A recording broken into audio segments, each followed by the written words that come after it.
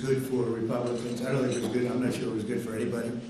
But we had an interesting evening, and we learned a lot. And we're going to talk about that, and I'll say a few remarks, and then after that I'll ask the press to leave.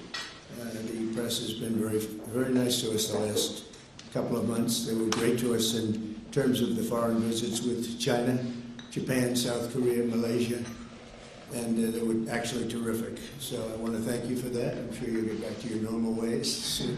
But we did a great job over in China. And we've done a great job in turning off wars. We stopped 8 wars. And we have 1 to go, as you probably know, and that'll get stopped also. But we've done a great job, so it's really been an honor to do it, and I did it with many of the people in this room.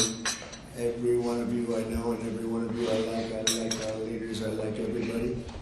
But I thought we'd have a discussion after the press leaves about what last night represented, and what we should do about it, and also about the shutdown, how that relates to last night. I think if you read the pollsters, the shutdown was a big factor, negative for the Republicans.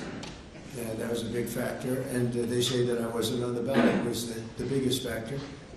But I don't know about that, but I was honored that they said that. And I just want to thank everybody for being here, and a very special thanks to Vice President J.D. Vance, who's doing a terrific job.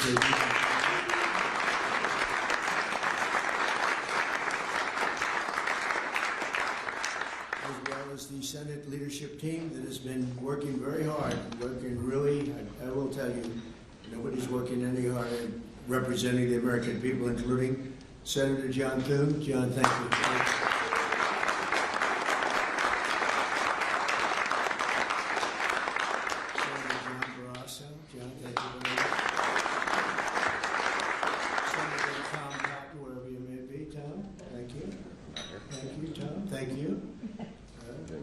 So Senator Shelley Moore Capito, who has been very Senator James Lankford from one of my favorite states, 77 out of 77. 77 out of 77. Reagan was 56. That was the record. We got every one of them. Thank you, Jim. And a fantastic friend of mine and an incredible advocate during the election a year ago, Tim Scott. Thank you, Tim. As you know, we are in the midst of a disastrous Democrat-created government shutdown, and it is Democrat-created, but I don't think they're getting really the blame that they should. That's now officially the longest shutdown in American history. The Democrat radicals in the Senate have shown zero interest in reopening the government, and I don't think they'll access it. A lot of people disagree. I've been saying for the last 30 days, we've had 4 or 5 different points. Yes, sir, they're going to get it right now. We should have it done in a day. I've heard that about 4 times. I heard it after Kings. They said I was a king. And I heard it after Kings. I heard it after a couple of other moments in time. And I said, no, I don't believe so. And now I heard it's after the election. I don't believe so. I think they will. I think they're kamikaze pilots. I just got back from Japan. I talked about the kamikaze pilots. I think these guys are kamikaze. They'll take down the country if they have to. So I don't think so. Millions of Americans are going to be without SNAP benefits. And I will say about SNAP benefits, so when I was president, we had $7 billion worth, and now they have many times that, because these benefits were given to anybody that asked. And they're up to, I hear, just many times, $47 billion. So it wasn't the purpose of SNAP. It was for people that really had problems, down and out, people that really had problems.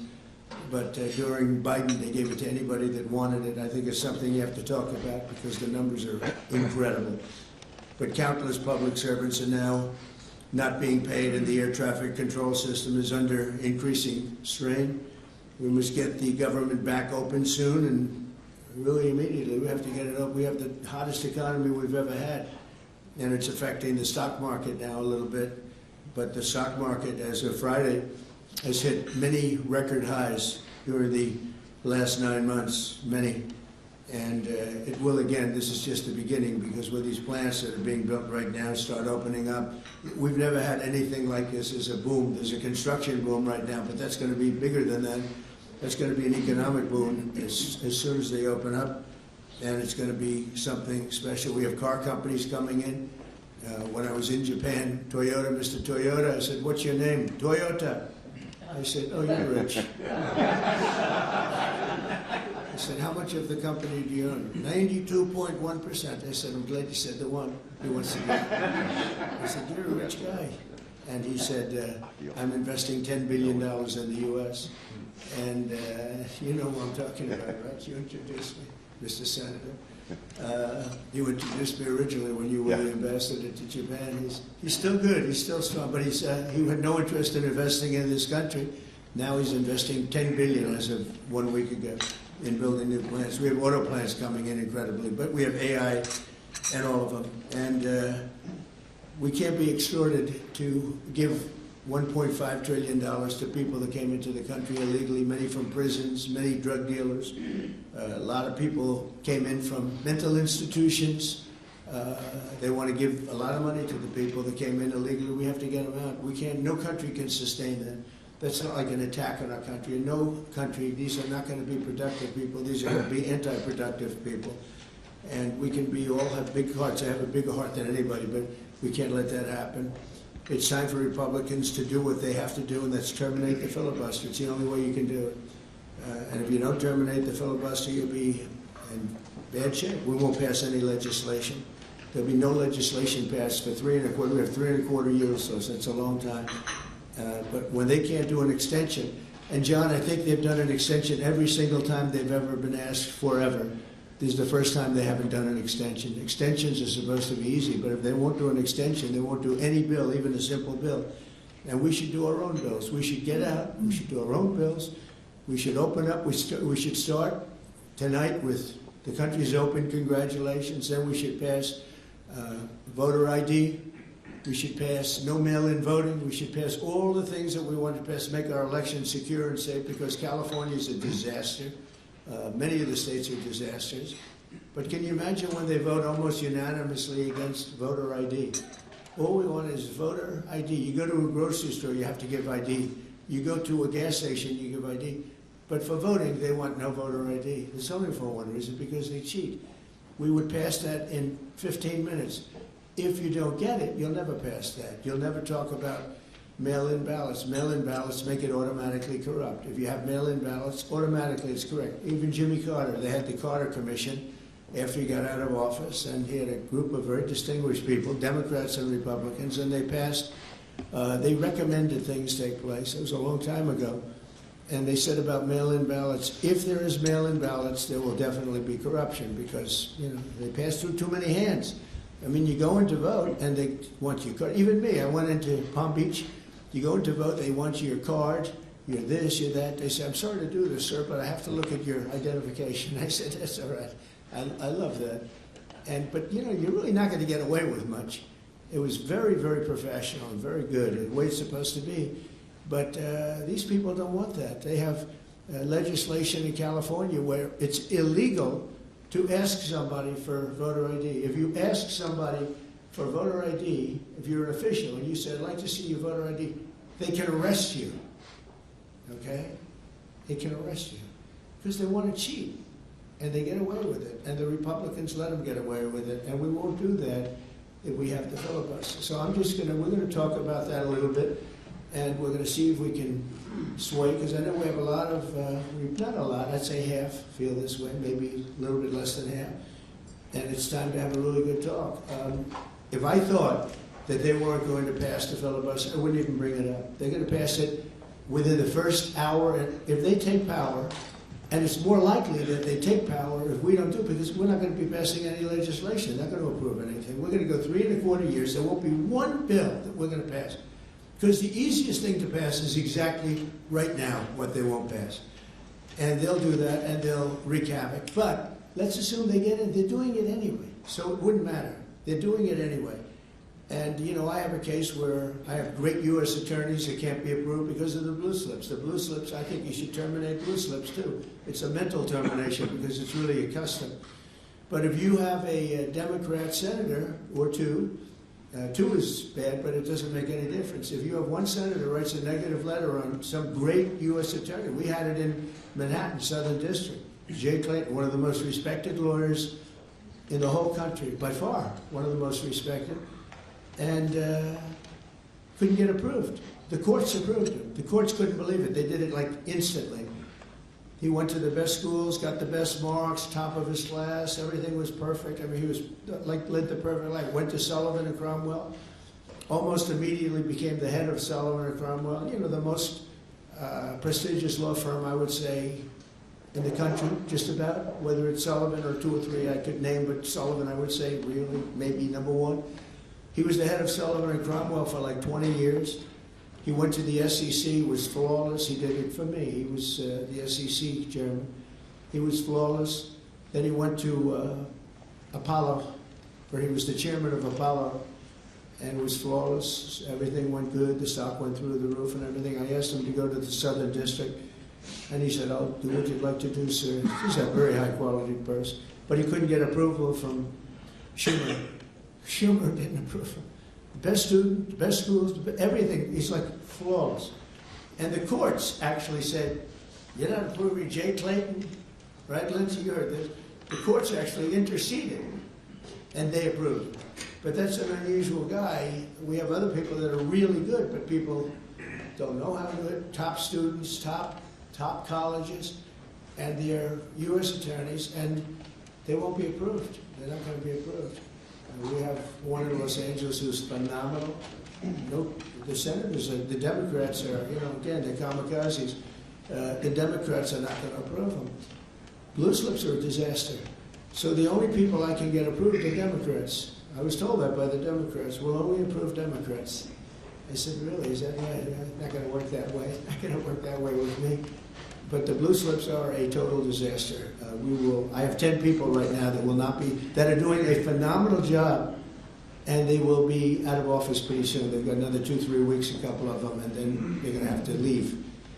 And it's actually a blight on their record because, you know, nobody knows why they left, but it looks like they served 8 weeks and then they had to leave. But they're not going to get the approval because the Democrat, radical left lunatic senators are saying you can't, we're not going to approve you. And if we're not going to approve you, I had actually one Republican who got 2 great letters, but it turned out that he was a rhino, but that was a nice term for him. Now, he got 2 letters of approval, and when I said 2 Democrats approved him, I had to fire him because I figured if 2 Democrats approved him, they wrote the most beautiful letters. I found out, man, this is strange, and he was no good. I fired him. He was really not much of a Republican. The recommendation of that one wasn't such a good recommendation. Someday I'll tell you who recommended it, but it wasn't exactly the best. But when I saw 2, you know, when I saw the 2 senators from Virginia gave him glowing marks, Tim, I said, let me see this. I read the most beautiful letters I've ever seen. I said, I called him up. I said, sorry, you're fired. Get the hell out of here.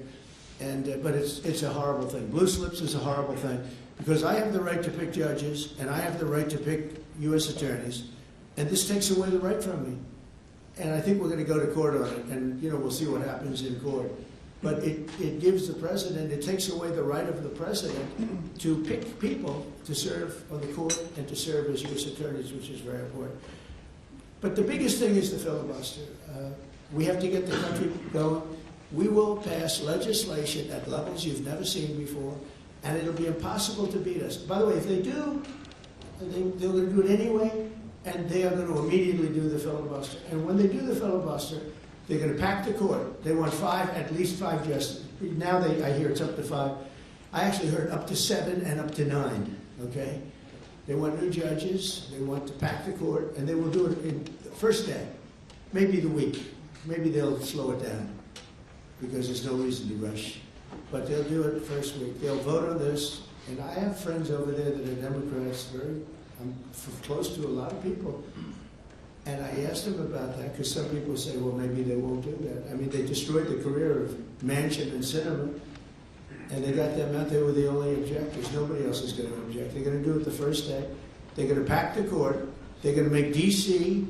a state, and they're going to make Puerto Rico a state. So now they pick up 2 states. They pick up 4 senators, okay? You think you have problems? They're going to do all of the things. They're going to pick up electoral votes. It's going to be a very, very bad situation. And it's done.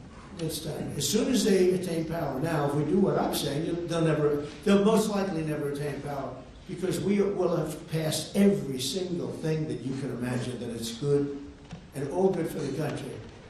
And there'll be no reason to. If we don't do that, people say they're not doing much and they're in power. So the good news is we did the great big beautiful bill, and it's the greatest thing we could have done.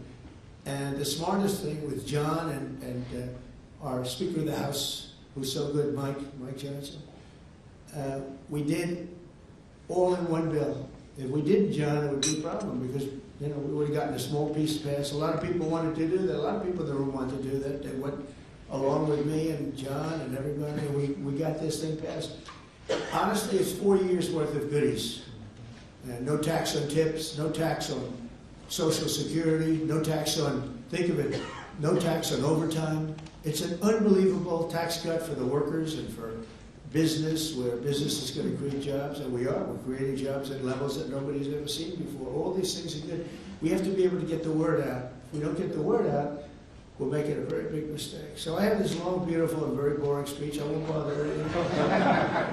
But because we can just start talking, and I think it's very important. We have to get the country open, and the way we're going to do it this afternoon is to terminate the filibuster. And it's possible you're not going to do that. And I'm going to go by your wishes. You're very smart people. We're good friends. But I think it's a tremendous mistake, really. It would be a tragic mistake, actually. It's time. It's time. If I thought they weren't going to approve, I'd sort of be with you. It'd be fine. I'd be neutral to with you. But knowing that they're going to pass it as soon as they get any semblance of control, they'll pass it first thing. Then it's like we have to do it first. And we have 2 years, and we'll end up with 2-3 years, and we'll have this country so perfect. We will have passed more legislation than any Congress and any group of senators or a group of congressmen. And we will get it through. They'll send it to us. We'll send it to them. It'll be a beautiful machine. Otherwise, we're just going to sit around and argue with these people all day long. And they're highly unrealistic. Highly unrealistic. Many of them are radical left subversives, frankly. So I want to thank everybody, and we're going to talk. And I want to thank the press for treating us so really well for that foreign trip. It was an amazing, we had just an amazing meeting. Don't forget, 2 months ago, it looked like the whole world was in trouble over rare earth. And that's no longer even a subject that people talk about. It was all worked out very quickly. Without tariffs, I couldn't have done it. I put a 100% tariff on China. As soon as I heard it, within 20 minutes, I put a 100% tariff on China. When President Xi, who's really a friend of mine, as much as he can be a friend, he's a tough man. He's a tough man. Smart man, actually. Very smart. The press doesn't like it when I call him very smart. They think I'm not supposed to call him smart. But he leads 1.4 billion people without question. In fact, during the meeting, we were there. A couple of you were there, and some of you saw it. So he's here, and he's got about 6 people on each side. And every one of those people was standing like this. They were at attention. And I made a comment to one of them, and he got no response. I said, "Are you going to answer me?" I got no response. And President Xi didn't let him have any. So if there's any question, I said, I want my cabinet to behave like that. I'm demanding that I want them sitting up like that, Tim, just nice and straight. I've never seen a posture like that. I've never seen men so scared in their lives. Yeah, the equivalent of a vice president. He was. I said, "Are you going to answer my question?" And he's like, he doesn't move. I said, "What's wrong with this guy?" "I will answer all questions." Why don't you behave like that? JD doesn't behave like that. JD butts into conversations. I want to have that for at least a couple of days, okay, JD? We'll keep you long term, but a couple of days. A couple of days of that would be very good. Okay, I want to thank you, and we'll talk a little bit. And I see they set me up with a podium. I thought I'd just be sitting, but it's probably easier. I want to thank you all very much. Thank you to the press, and you can go, and we'll speak to you later. Thank you. I'm going to Miami to make a speech today at a big group, and we have a nice big crowd, and we'll see you there. A lot of you traveling down with me. Thank you very much. Mr. President, you sound very frustrated by last night's elections. What are the takeaways for people in this room? Thank you very much. Thank you, press. What happens if they don't eliminate the press? Thank you, press. Please, Rob. Thank you. Keep moving. Thank you. Thank you.